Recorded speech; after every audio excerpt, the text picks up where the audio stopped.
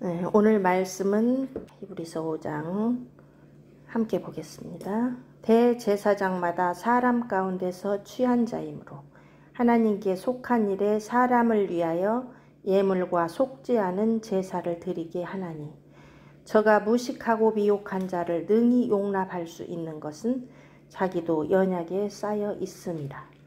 이러므로 백성을 위하여 속죄제를 드림과 같이 또한 자기를 위하여 드리는 것이 마땅하니라. 이 존귀는 아무나 스스로 취하지 못하고 오직 아론과 같이 하나님의 부르심을 입은 자라야 할 것이니라. 또한 이와 같이 그리스도께서 대제사장 되심도 스스로 영광을 취하심이 아니오 오직 말씀하신 이가 저더러 이르시되 너는 내 아들이니 내가 오늘날 너를 낳았다 하셨고, 또한 이와 같이 다른 데 말씀하시되 네가 영원히 멜기세덱의 반차를 쫓는 제사장이라 하셨으니, 그는 육체에 계실 때에 자기를 죽음에서 능히 구원하실 이에게 심한 통곡과 눈물로 간구와 소원을 올렸고 그의 경외하심을 인하여 들으심을 얻었느니라. 그가 아들이시라도 받으신 고난으로 순종함을 배워서 온전하게 되었은즉 자기를 순종하는 모든 자에게 영원한 구원의 근원이 되시고 하나님께 멜기세덱의 반차를 좇은 대제사장이라 칭함을 받았느니라. 멜기세덱에 관하여는 우리가 할 말이 많으나 너희의 듣는 것이 둔함으로 해석하기 어려우니라. 때가 오래므로 너희가 마땅히 선생이 될 터인데 너희가 다시 하나님의 말씀의 초보가 무엇인지 누구에게 가르침을 받아야 할 것이니 젖이나 먹고 단단한 식물을 못 먹을 자가 되었도다. 대저 젖을 먹는 자마다 어린아이니 의의 말씀을 경험하지 못한 자요, 단단한 식물은 장성한 자의 것이니 저희는 지각을 사용함으로 연단을 받아 선악을 분별하는 자들이니라. 아멘. 여기 5장 처음에 보면은 대제사장마다 사람 가운데서 취한 자이므로 갑자기 대제사장 이야기가 나오죠. 대제사장. 그러면 왜 5장 1절에 대제사장 이야기가 나올까요? 그것은 4장의 끝의 부분과 연결된다는 것을 우리가 알 수 있어요. 4장을 보면은 우리가 14절부터 보겠습니다. 그러므로 우리에게 큰 대제사장이 있으니 승천하신 자 곧 하나님 아들 예수시라. 우리가 믿는 도리를 굳게 잡을지어다. 우리에게 있는 대제사장은 우리의 연약함을 체휼하지 아니하는 자가 아니요 모든 일에 우리와 한결같이 시험을 받은 자로되 죄는 없으시니라. 그러므로 우리가 긍휼하심을 받고 때를 따라 돕는 은혜를 얻기 위하여 은혜의 보좌 앞에 담대히 나아갈 것이니라. 이 4장 14절에서 16절의 내용을 이 5장에서 예수 그리스도의 대제사장 되심이 어떤 것인가를 자세하게 설명하고 있는 부분이에요. 우리가 믿는 도리, 14절에 보면 우리가 믿는 도리는 뭐냐? 우리가 믿는 도리를 굳게 잡아야 되는데 그 믿는 도리는 뭐냐? 큰 대제사장이신 예수 그리스도를 통해서만 하나님 아버지 은혜의 보좌 앞에 나아갈 수 있다. 이게 우리가 믿는 도리예요. 그분이 아니고는 은혜의 보좌 앞에 아무도 나갈 수가 없어요. 그 은혜의 보좌 앞, 거룩하신 하나님 앞에 나아갈 자는 점도 없고 흠도 없고 죄가 있어서는 나갈 수가 없어요. 그래서 죄인된 우리가 하나님 은혜의 보좌 앞에 담대히 나아갈 방법을 하나님이 우리에게 주신 거죠. 길을 주신 거예요. 그 길이 누구예요? 예수 그리스도, 하나님의 아들 예수 그리스도를 큰 대제사장으로 삼으셔서 그분이 우리 죄를 그의 피로 씻으셔서 하나님 아버지 보좌 앞으로 우리를 인도한다는 거예요. 이게 우리가 믿는 도리예요. 그분이 아니고는 아버지께 나아갈 자가 없습니다. 그런데 그분은 어떤 분이냐? 그 큰 대제사장이신 예수 그리스도는 15절에 보면은 우리의 연약함을 체휼하지 아니하는 자가 아니요. 그 말은 우리의 연약함을 체휼하신다. 동정하신다. 긍휼히 여기신다. 왜 그래요? 그분은 모든 일에 우리와 한결같이 시험을 받은 자라는 거예요. 그분이 이 땅에 오셔서 사역을 시작할 때부터 마귀에게 시험을 받으셨어요. 또 죽으실 때 그 죽음 앞에서, 그 고난 앞에서 시험을 받으셨습니다. 그 이야기가 오늘 5장에도 나와요. 5장 7절에 나오지요. 그는 육체에 계실 때에 자기를 죽음에서 능히 구원하실 이에게 어떻게 했어요? 심한 통곡과 눈물로 간구와 소원을 올렸고, 이거는 마지막 십자가 지시기 직전에 자기에게 당한 그 시험을 이기기 위해서 심한 통곡과 눈물로 간구와 소원을 올리면서 이 시험을 이기신 걸 말씀합니다. 시험을 받은 자예요, 예수님도. 그런데 그분이 뭐가 다르냐? 이 오늘 5장에서 이 아론 계열에서 나온 아론의 반찬을 쫓는 대제사장과 이분이 다른 점에 대해서 얘기를 하고 있는 거예요. 그분 다른 게 뭐예요? 그분은 죄가 없으십니다. 아론 계열의 대제사장은 자기도 죄가 있기 때문에 자기 죄도 짐승의 피로 바르고 하나님 앞에 들어가야 돼요. 자기 죄도 속하고 들어가야 돼요.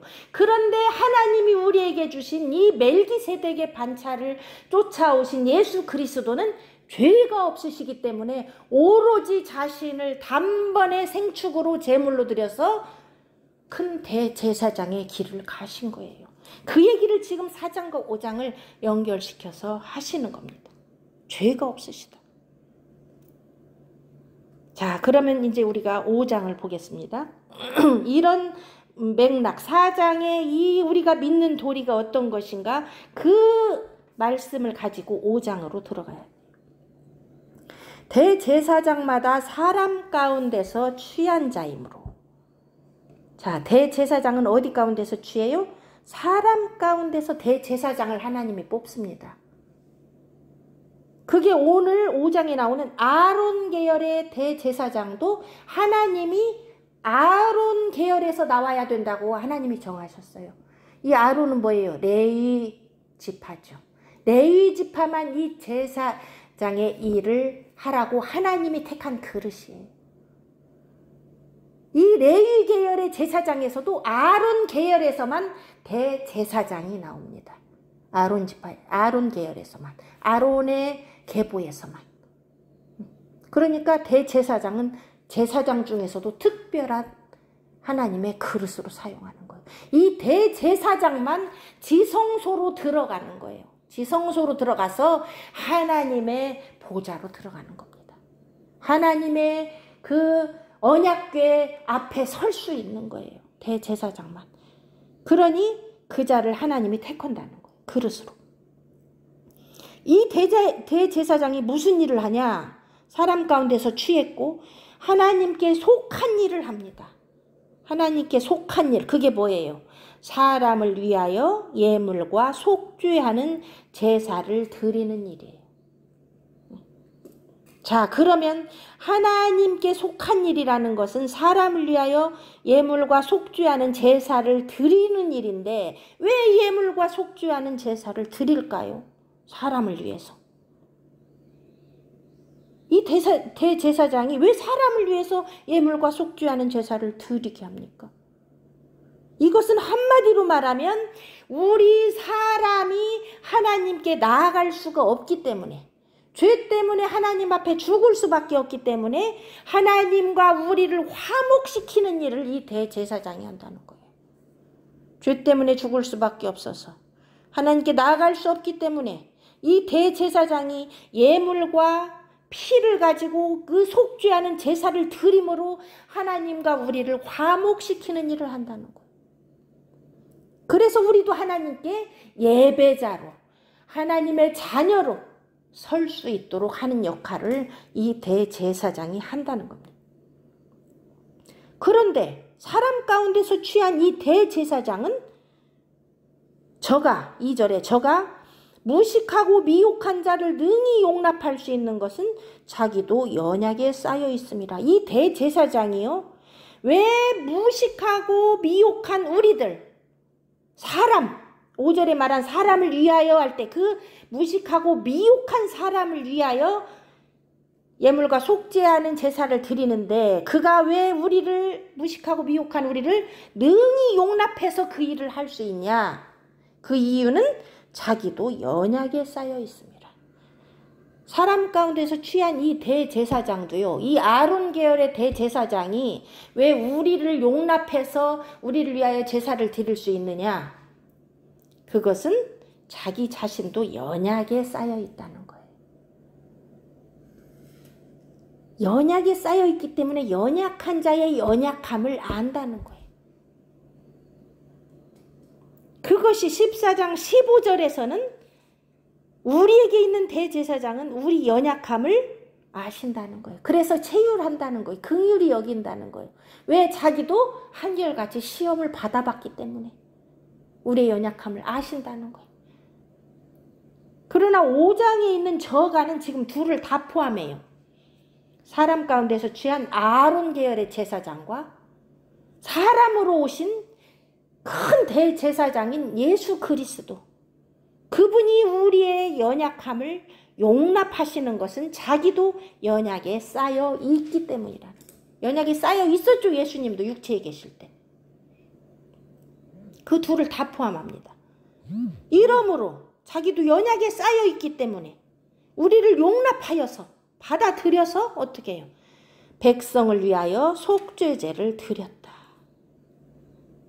백성의 그 죄를 가지고 속죄제를 드림과 같이 또한 자기를 위하여 드리는 것이 마땅하니라. 2절은 우리를 용납하는 부분에 있어서는 아론 계열의 제사장과 예수 그리스도의 큰 대제사장 되심이 공통점이에요. 그러나 3절에 있어서는 이것은 아론 계열만 해당되는 말씀입니다. 왜 그러냐면 백성을 위하여 속죄제를 드리는데 또한 이 아론 계열의 대제사장은 어떻게 해요? 자기를 위해서도 속죄제를 드려야 돼요. 그래서 이 아론 계열의 대제사장이 1년 1차, 1년에 한 번 지성소에 들어가는데 백성의 죄를 가지고 그때는 자기도 죄인이기 때문에 그 피로 자기의 몸을 먼저 씻고 들어갑니다. 자기 몸에도 피를 바르고 들어가야 돼요. 자기도 죄인이기 때문에. 그런데 예수님은 죄가 없으시다고 그랬잖아요. 14장의 15절에 한결같이 시험을 받은 자로도 죄가 없으시기 때문에 자기 몸을 피로 씻고 들어갈 필요가 없어요. 그래서 예수님 어떻게 해요? 자기 몸을 생축으로 들여서 단번에 찢고 지성소로 단번에 들어가시는 거예요. 휘장이 찢어져 버리는 거예요. 더 이상 죄를 위해서 한 번만 드리면 끝나는 거예요. 그런데 대제사장은 들어갈 때마다 피로 씻고 또 들어가고 1년에 한 번씩 계속 들어가는 거예요. 그런데 예수님은 자기는 죄가 없으신 분이기 때문에 단번에 자기 자신, 짐승으로 제물을 드리지 않고 자기 자신이 생축이 되어서 단번에 휘장이 찢어져 버리고 지성소로 들어가 버리는 거예요. 3절에서는 그게 예수님과 아론 계열의 대제사장과의 차이점이에요. 예수님은 자기를 위하여 속죄제를 드릴 필요가 없어요. 죄가 없으시기 때문에. 그런데 이 존귀는 뭐예요? 대제사장의 존귀함.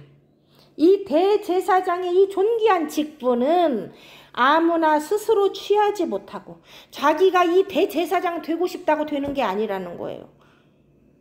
스스로 내가 대제사장 될 수 없다는 거예요. 오직 아론과 같이 하나님의 부르심을 입은 자라야 할 것이니라. 이것은 하나님의 절대 주권의 그릇으로 사용하심이라는 거예요. 하나님이 너는 아론 계열의 대제사장으로 사용받아라 하고 하나님이 그릇으로 택해야만 이게 가능하다는 거예요. 그게 아론 계열이에요.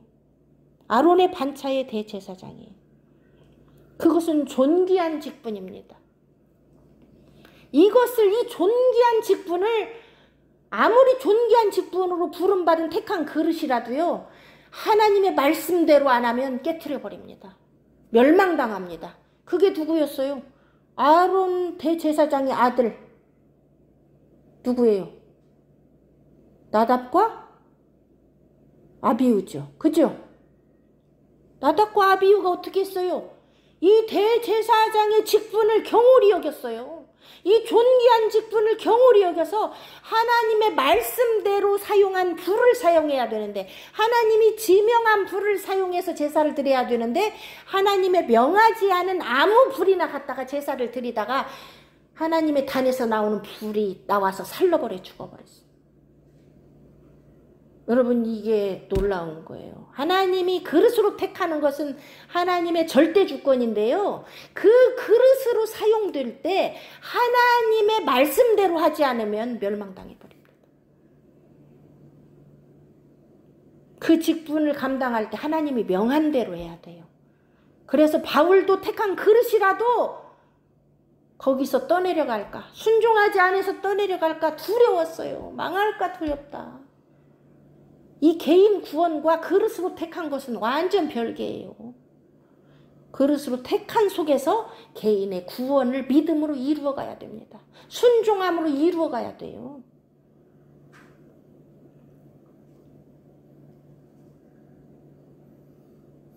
놀라운 거예요. 이 존귀, 하나님이 존귀한 그릇으로 쓸 때도요, 말씀대로 해야 돼요.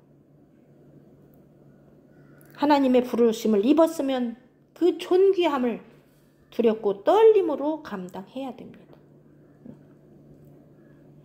또한 이와 같이 아론 계열의 대제사장의 존귀도 하나님이 불러야만 된다는 거예요. 내 맘대로 되는 게 아니라는 거예요. 그런데 5절 또한 이와 같이 그리스도께서 대제사장 되심도 어떻게 했어요? 스스로 영광을 취하심이 아니요. 예수님은 스스로 오신 분이 아니에요, 이 땅에. 그 대제사장의 영광을, 그 존귀를 스스로 하신 게 아니고 하나님 아버지가 부르셨다는 거예요. 너는 내 아들인데 네가 멜기세덱의 반차를 쫓아 가서 대제사장의 일을 하여라 하고 명령하셨다는 거예요. 그게 지금 말씀에 나오죠. 오직 말씀하신 이가 저더러 이르시되 너는 내 아들이니 내가 오늘날 너를 낳았다 하셨고, 이건 시편 2편 7절에 나오는 말씀이에요. 또 이와 같이 다른 성경, 다른 구약 말씀에 말씀하시되, 이건 시편 110편 4절이에요. 네가 영원히 멜기세덱의 반차를 쫓는 제사장이라 하셨으니, 이 두 말씀을 합치면 뭔 말이에요? 너는 아들로서, 내 아들로서 멜기세덱의 반차를 쫓아 제사장이 되어라, 그 말이에요. 아니 갑자기 하나님이 대제사장의 그 반열, 그 그릇을 아론 계열에서 택했다가 이제는 하나님이 반열을 바꿔버려요. 이제는 아론 계열의 대제사장으로 나는 그 속죄의 예물을 받지 않겠다는 거예요. 더 이상 누구를 통해서? 이제는 내 아들을 통해서 받겠다는 거예요. 왜 아들을 통해서 다른 반열을 세웁니다. 멜기세덱의 반열을.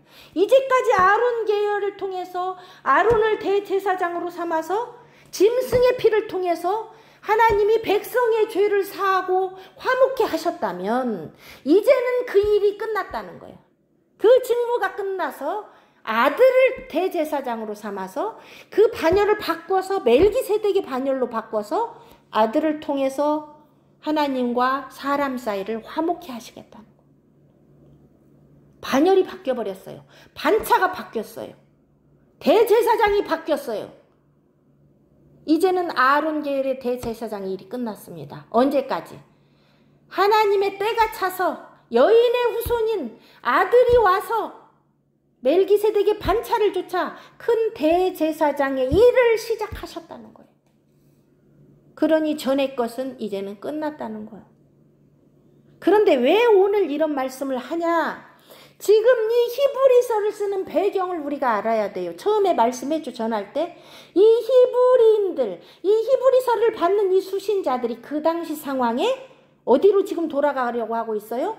율법으로 다시 돌아가려고 하고 있어요. 구약으로 다시 돌아가려고 하고 있어요. 짐승제사로 다시 들어가려고 하고 있어요. 아론 계열의 대제사장 밑으로 들어가서 다시 짐승제사 하려고 하고 있어요.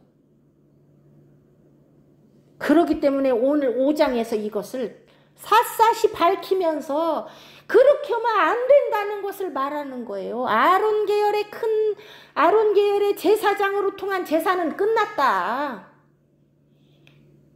그 일이 끝났다. 이제는 아들이신 멜기세덱의 반차를 쫓아 큰 대제사장으로 오신 예수 그리스도의 그 화목제물 되심, 속죄제물 되심을 믿고 이 믿는 도리의 대제사장을 붙잡고 아버지의 은혜의 보좌로 나아가야 된다. 그런데 너희가 이거를 버리고 이 믿는 도리를 너희에게 전한 이 복음을 버리고 왜 아론 계열의 대제사장을 쫓아 다시 짐승제사를 드리러 가려 하느냐? 왜 흔들리느냐? 응? 그거를 지금 말씀하고 있는 거예요. 여기 왜 갑자기 아론 계열이 나와요? 아론 계열 쫓아가면 지금 너희들 망한다는 거예요. 응? 바리새인과 서기관 끝까지 그거 고집하다 죽은 거잖아요. 예수님이 대제사장으로 오셔서 그분이 우리 죄를 지고 가는 걸 그들이 받아들이지 않았기 때문에 화 있을진저 그런 거예요. 응? 그 구약의 율법을 완성하러 오신 이 아들이신 멜기세덱의 반차이신 큰 대제사장을 우리가 쫓아가야 사는데, 이게 하나님의 방법인데, 이게 하나님의 언약인데, 이 히브리서를 받는 이 히브리서 수신자들, 그 당시 히브리 교인들이 여기 이 복음에서 흔들렸다는 거예요. 짐승제사 드리러 가려고 지금 마음이 왔다리 갔다리 하고 있다는 거예요. 이미 넘어간 자들도 있고. 응?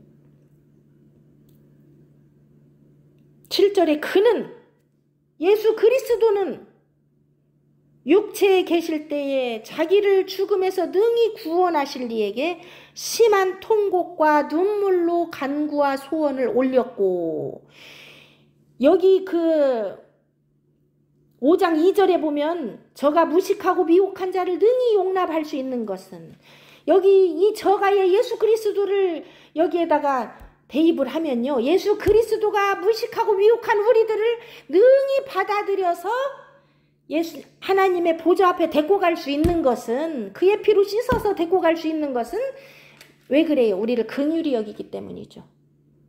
왜 그래요? 자기도 연약에 쌓여 있을 때가 있었기 때문이에요. 죽음의 고난을 맛보셨기 때문이에요. 죽음이 얼마나 두렵고 무서운가를 체험하셨기 때문이에요. 그게 죽음의 문제예요. 우리가 이 사망 권세 때문에 두렵고 떨리고 무서워하는 이 모든 인간의 고통을 그분이 친히 체험하셨다는 거예요. 그게 죽음의 문제입니다. 그런데 예수님이 그걸 어떻게 이기셨는가? 7절에 자기를 죽음에서 능히 구원하실 이에게 심한 통곡과 눈물을 흘렸다는 거. 이거 겟세마네 기도를 말해요. 마지막 시험을 이기는 예수님의 방법을 얘기합니다.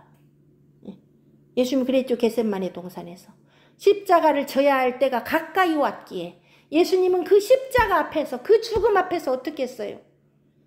하나님, 아버지, 하실 수 있거든 이 잔을 내게서 옮기시옵소서. 왜 그래요? 하나님은 능히 이 잔을 옮기실 수 있는 분이에요. 능히 죽음을 피하게 하실 수 있는 분이에요. 여기서 능히 구원하실이라는 것은 이 주님 앞에 있는 이 십자가의 죽음을 하나님은요 옮기실 수도 있어요. 능히 이 죽음에서 피하게 할 수도 있어요. 구원하실 수도 있어요. 그렇기 때문에 예수님이 그 앞에 엎드려서 3번을 간구하는 거예요. 아버지, 할 수만 있거든 이 잔을 내게서 옮기시기를 원하나이다. 옮길 수 있나이다. 아버지는 지금이라도 이 계획을 처리하시고 이 죽음에서 나를 구원하실 수 있나이다. 아버지는 3번을 하셨어요. 간구와 소원을 올렸고, 이것은 육체를 입은 연약함 때문에 나오는 기도예요. 그렇기 때문에 우리도 육신을 입었기 때문에 죽음이 두렵고 십자가를 지기가 두렵고 마지막 환난을 이기기가 두려움이 있다는 걸 예수님이 아신다는 거예요.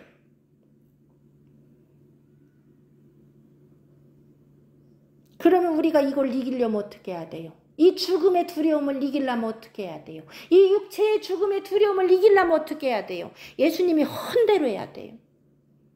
어떻게 해야 돼요? 우리도 심한 통곡과 눈물로 간구와 소원을 올려야 됩니다. 이 간구와 소원을 누가 올렸겠어요? 다니엘서에 나오는 사드락과 메삭과 아벳느고 세 친구, 다니엘의 세 친구도 이 간구를 올렸어요. 소원을. 그들에게도 심한 통곡과 눈물이 있었어요. 다니엘도 마찬가지예요. 좀 있으면 사자굴 속에 들어가야 되는데 예루살렘으로 향한 문을 활짝 열어놓고 하루에 3번 어떻게 했겠어요? 심한 통곡과 눈물로. 이 사자굴에서, 이 풀무불에서, 다니엘의 세 친구는 이 풀무불에서 우리를 구해주기를 간구했다는 거예요. 그런데 주님 어디까지 가셨어요? 하나님이 대답 안 하시죠. 왜요? 왜 대답 안 해요? 여기서 대답하면 어떻게 돼요? 예수님 한 분은 구원할 수 있지만 죽음에서 피하게 할 수도 있어요. 그냥 하늘로 다시 올라갈 수도 있어요. 그런데 그렇게 되면 어떻게 돼요? 이 맏아들을 통한 많은 아들을 얻는 일을 하나님은 포기하셔야 돼요. 많은 아들을 이끌어서 맏아들과 함께 하나님의 창세로부터 예비한 그 나라에 끌어들이는 그 하나님의 계획을 버려야 돼요. 하나님의 그 의와 사랑을 버려야 돼요. 그렇기 때문에 하나님 대답 안 해버려요.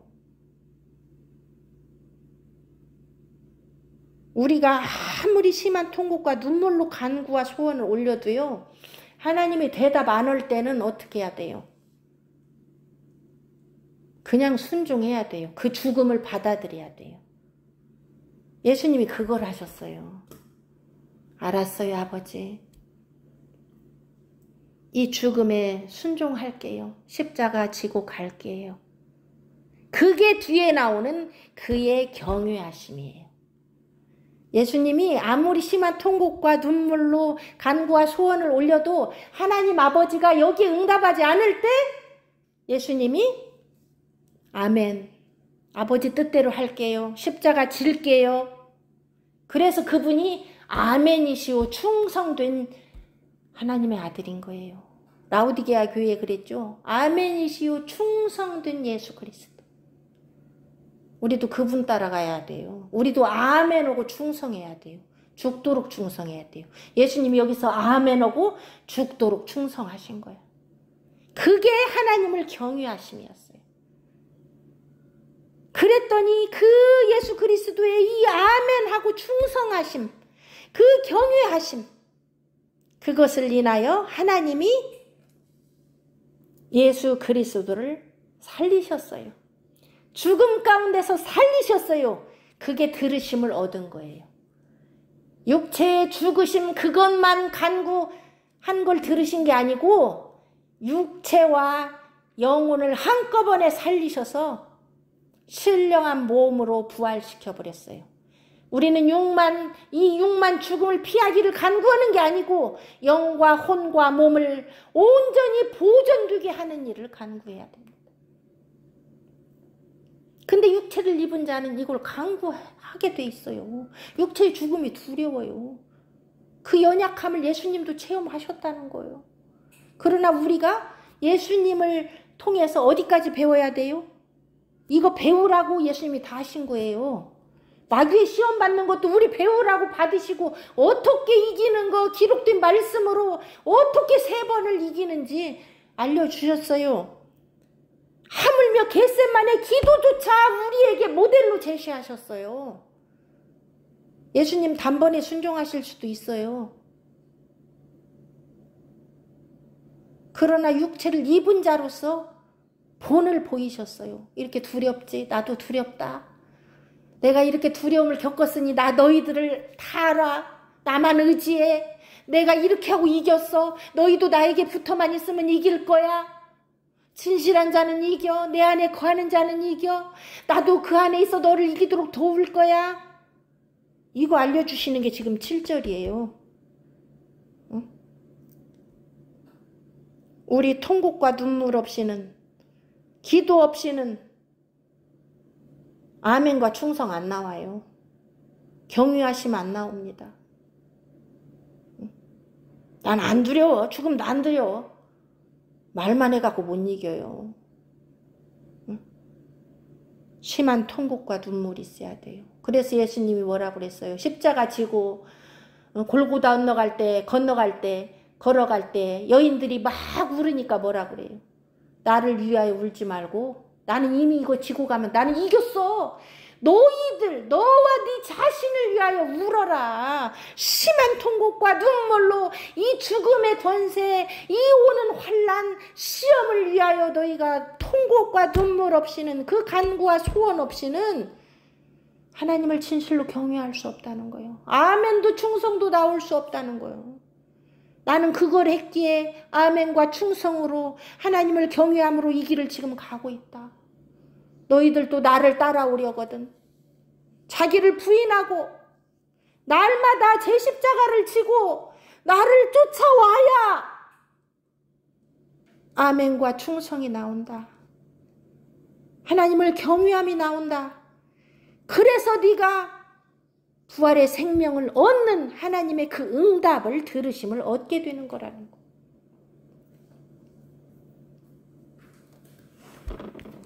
7절이 답이에요. 우리 이대로 해야 돼요. 예수님 그냥 단번에 이긴 거 아니에요. 통곡과 눈물이 있었기에 이긴 거예요. 통곡과 눈물이 있었기에 아멘하고 충성할 수 있었던 거예요. 그거 친히 보여주시려고 예수님이 그렇게 하신 거예요. 왜 하나님의 아들이 마귀 시험을 받아야 돼요?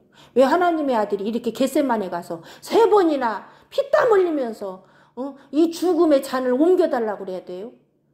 다 우리에게 길이 되어주신 거예요. 이렇게 해야 이긴다는 거. 첫째 시험도 마지막 시험도 이렇게 하나님 앞에 간구함으로 말씀에 붙어서 말씀과 기도로 거룩해진다는 걸 친히 보여주신 거예요. 그래서 예수님이 길이 되는 거예요. 인도자가 되는 거예요. 방법이 되는 거예요. 그분 안에만 길이 있는 거예요. 8절 그가 아들이시라도 아들임에도 불구하고 받으신 고난으로 순종함을 배웠다고 그래요. 그런데 하물며 그 품속에 독생하신 아들도 이 땅에 육신의 몸을 입고 와서 자기를 그 고난으로, 십자가의 고난으로 순종함을 배웠다고 말씀하는데 하물며 우리는 어떻겠어요? 우리는 더욱더 고난으로 순종함을 배워야 하지 않겠습니까? 이 순종함이요, 하나님이 나를 순종하는지 안 하는지 하나님 어떻게 시험하냐? 고난 속에서 시험해요. 이 고난 속에서도 네가 내 말에 순종하냐? 이 고난 속에서도 네가 내 말에 순종하냐? 이걸 보시는 거예요. 근데 아들도 그거를 하셨대요. 그러니 우리도 하나님의 아들이 되려면 어떻게 해야 돼요? 고난으로 순종함을 배워야 됩니다. 그래서 로마서 8장에서 어떻게 했어요?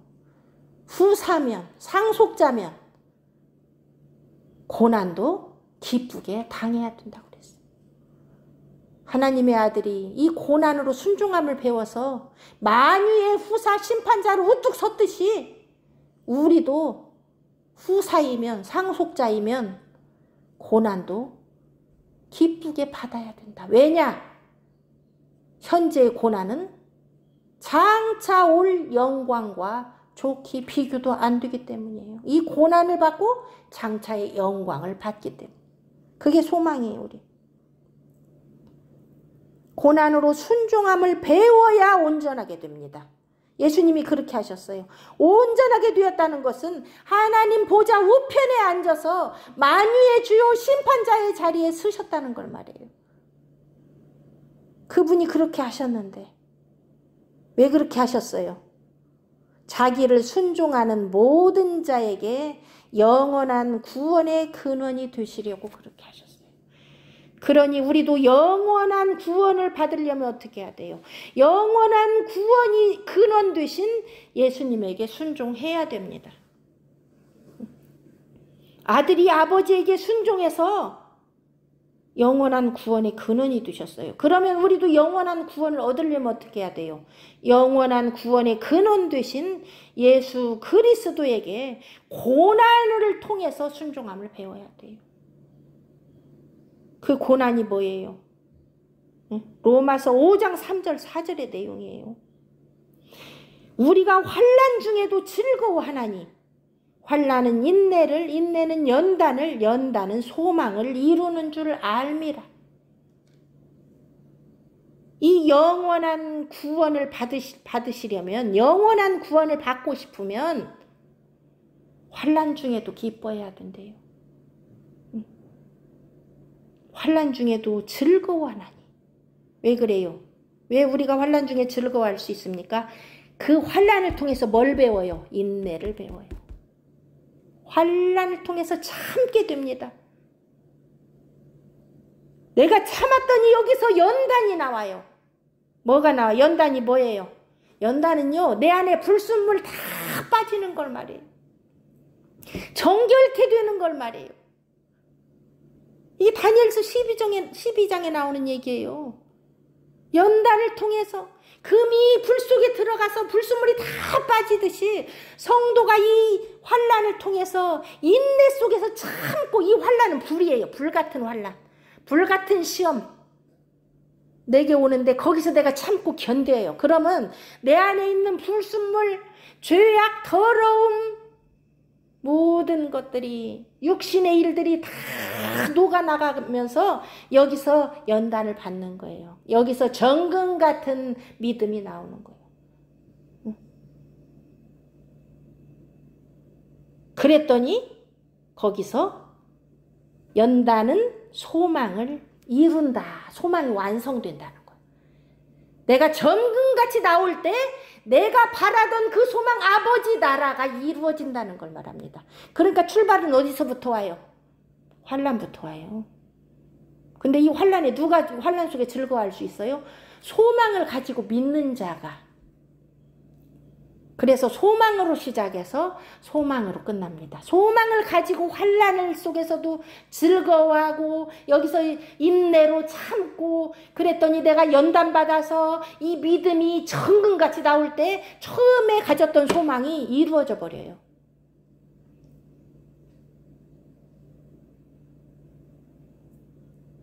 이게 영원한 구원입니다. 고난으로 순종함을 배워야 돼요. 환난 속에서 인내함으로 연단을 받아서. 그게 순종이에요. 하나님 우리 순종함을 보시는 거예요.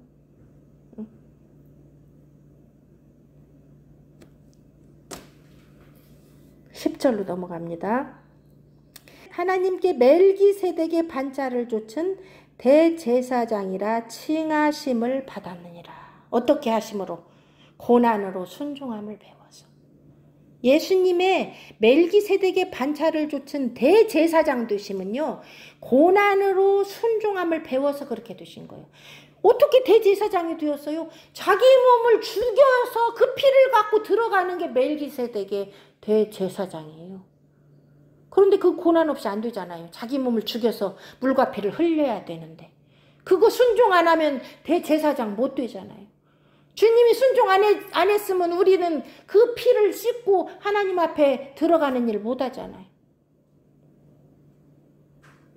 예수님이 순종함으로 그렇게 큰 대제사장이 되셨어요. 그러면 우리도 어떻게 해야 돼요? 고난으로 순종함을 배워서 멜기세덱의 반차를 쫓아가신 이 대제사장의 뒤를 쫓아가는 뭐가 돼야 돼요? 제사장들이 되는 거예요. 예수님이 큰 대제사장이고 우리도 고난으로 순종함을 배워서 날마다 제 십자가를 지고 자기를 부인하고 그 순종함을 배워서 그분 뒤를 쫓아가는 뭐가 돼요? 제사장들이 되어서 하나님께 나아가는 거예요. 아버지 나라가 이루어지는 거예요. 예배, 하늘나라의 예배가 이루어지는 거예요. 그래서 너희를 뭐라 그래요? 아버지의 나라요 택하신 족속이요, 너희는 왕같은 족속이요 나라요 제사장이라고 하는 거예요. 우리는 제사장입니다. 그래서 큰 대제사장 뒤를 쫓아가는 제사장들인 거예요. 응? 그런데 우리는 아론 계열로 쫓아가는 짐승제사가 아니라 어린 양 예수의 피를 붙잡고 은혜의 보좌로 나아가는 제사장들이 된 거예요. 그 길은 지금도 가는 길이에요. 완성된 게 아니에요. 언제까지? 안식에 이를 때까지. 영원한 안식에 들어가기까지 우리는 이 제사장의 일을 계속해야 됩니다. 그분의 뒤를 쫓아가야 돼요. 자기를 부인해야 돼요. 날마다 자기 십자가에 자기 정과 욕심을 못 받고 제사장으로서 그분의 뒤를 따라가야 돼요.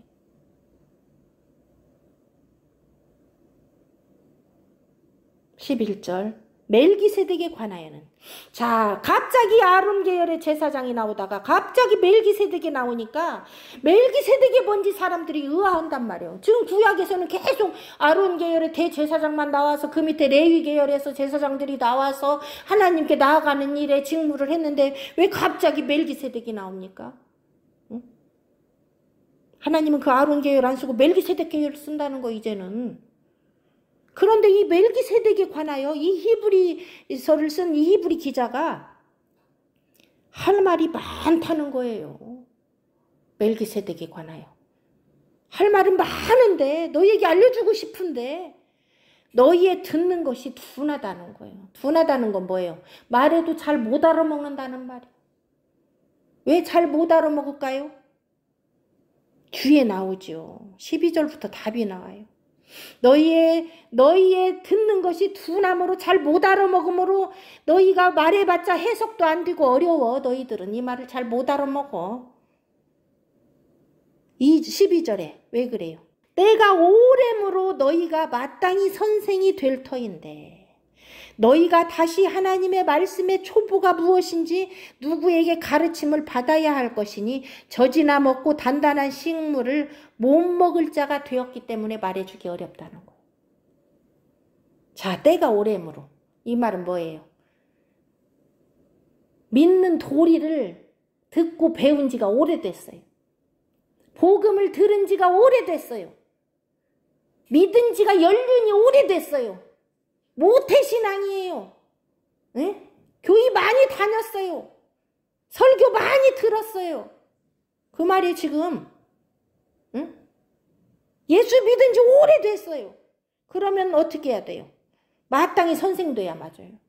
마땅히 누구를 가르칠 수 있을 만큼 하나님의 말씀의 지식에 가득 차야 맞아요.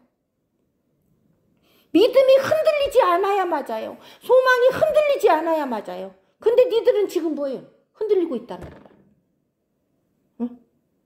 선생은커녕 다시 복음을 배워야 될 처지에 이르렀다는 거야. 복음의 초보, 기초부터 흔들린다는 거예요. 말씀이 뭔지, 구원이 뭔지, 예수님이 어떤 분인지, 하나님이 어떤 분인지부터 지금 흔들리고 있다는 말이에요. 뿌리부터 흔들리고 있단 말이에요. 지금 구원이 떠내려가게 생겼다 그 말이 지금. 응? 초보도 지금 모르게 생겼다 그 말이에요. 젖이나 먹고, 응? 지금 히브리서 기자가 막 경고하고 막 지금 막 책망하고 하면 여기에도 지금 상처받아 지금. 아, 이렇게 말을 세게 해. 응? 구원 떠내려간다고 이렇게 겁을 줘. 이 어린아이요. 겁만 잔뜩 먹어가지고 아, 말이 너무 심하잖여. 응? 그게 어린아이예요. 젖이나 먹고 단단한 식물을 못 먹을 자가 되었도다. 대저 젖을 먹는 자마다 어린아이니. 너희들 지금 어린아이단 말이야. 응?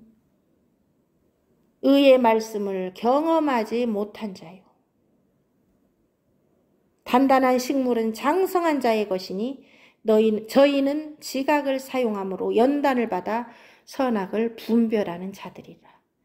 그러면 이 젖을 먹는 자는 어디까지 자라나야 됩니까? 단단한 식물을 먹는 장성한 자의 분량으로 자라나야 돼요. 이 어린아이, 대저 젖을 먹는 어린아이는 뭐예요? 하나님의 말씀의 초보가 뭔지도 모르는 자예요. 지금 흔들려. 거기부터 믿음부터 흔들려. 응? 구원부터 흔들려. 그러니 젖을 먹는 어린아이가 구원을 이룰 수 있겠어요? 못 이루겠어요? 끝까지 거기에 머물러 있으면 넘어진다는 걸 말해요. 의의 말씀 경험하지 못한 자예요.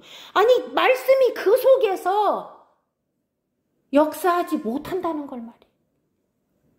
성령이 그 안에서 그를 인도하지 못한다는 걸 말이에요. 말씀이 그 안에 없다는 걸 말이에요. 의의 말씀이 그 안에 없으니까 경험을 못해요. 인도를 못해요. 성령께 순종하지 않아요. 말씀이 그 마음 안에 없는 자를 말해요. 현재 상태 쭉정이를 말해요. 믿는다는 이름은 갖고 있으나, 믿었다는 이름은 갖고 있으나 실상은 죽은 것과 같은, 의의 말씀이 그 속에서 역사하지 못하는 그런 자를 말합니다. 이 히브리 교인이 지금, 히브리인들이 그런 상태라는 걸 말합니다. 이게 요한일서 1장에 나오는 뭐예요? 말씀을 들었으나 보고 주목하고 만진받지 못한 거예요. 듣기만 해. 그냥 듣고 지가 보고 주목하고 그 안에서 의의 말씀을 경험한다는 것은 만진받아야 돼요. 성령을 따라가야 돼요. 순종해서 막 열매가 나와야 돼요. 이게 의의 말씀을 경험하는 거예요.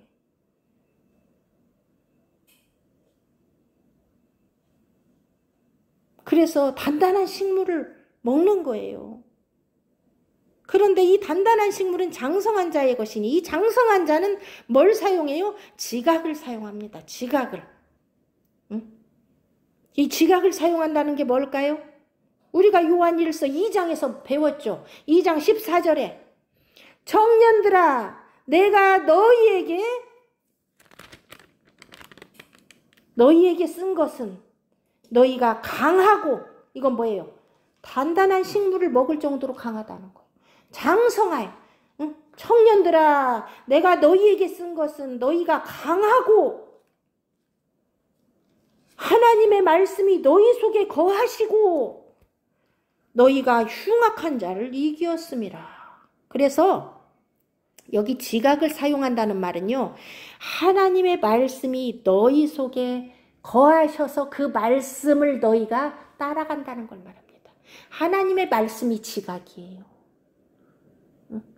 하나님의 말씀이 내 안에 지각으로 역사하여서 그 지각을 사용함으로 그런 자는 어떻게 해요? 연단을 받아요.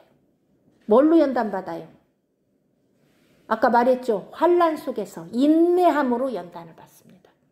환난이 와도 즐거워하면서 거기서 참고 인내의 말씀을 지키게 돼요. 그게 빌라델피아 교회예요.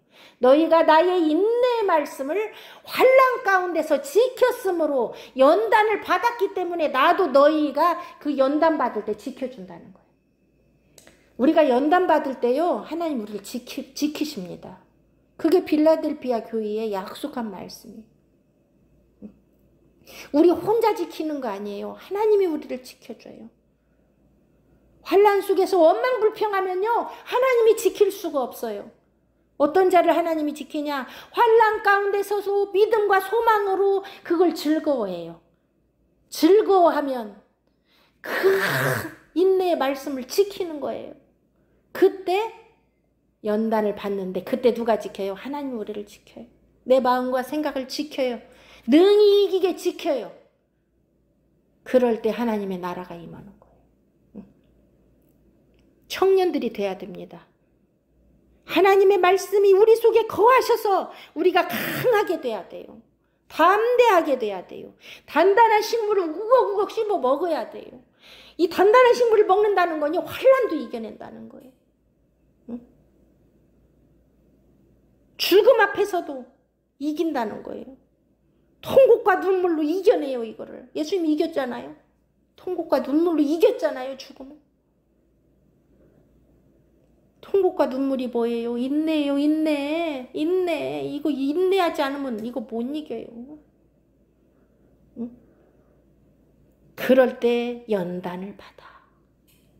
응? 우리 안에 말씀이 없으면요, 연단 못 받아요. 이 말씀이 지각이 되어서 나를 깨워요. 나를 가르쳐요. 그럴 때 연단 받을 수 있어요. 조금만 참아, 견뎌. 내가 너와 함께 할 거야. 여기서도 즐거워해. 좀 있으면 아버지 나라가 올 거야. 이렇게 내 안에서 계속 소망을 주시면서 이 말씀으로 성령이 나를 인도할 때 연단을 받을 수 있는 거예요.